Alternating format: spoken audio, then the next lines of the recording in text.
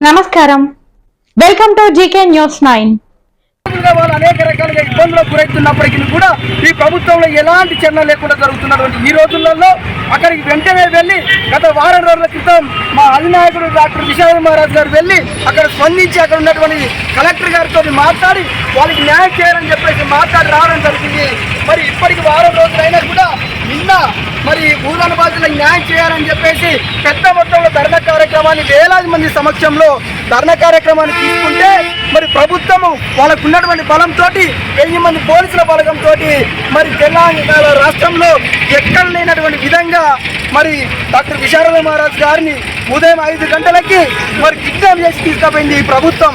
మరి దీన్ని తీవ్రంగా కరీంనగర్ జిల్లా బీసీఎస్సీ చేసి దీన్ని తీవ్రంగా ఖండిస్తూ ఉన్నది. విశాల్ మహారాజ్ గారు ఆచూకీని ఇప్పటి వరకు కూడా చెప్పకపోవడం అనేది మరి ప్రభుత్వము ఏం చేయాలనుకుంటున్నది. మేము తీవ్రవాదులం కాదు, టెర్రరిస్టులం కాదు. ఈ తెలంగాణ రాష్ట్రంలో మా బీసీఎస్సీలకి న్యాయం జరగాలని ఎక్కడ ఎలాంటివి జరిగినా కూడా అక్కడ వెంటనే ఆగిపోయేటువంటి నాయకుడు మా నాయకుడు.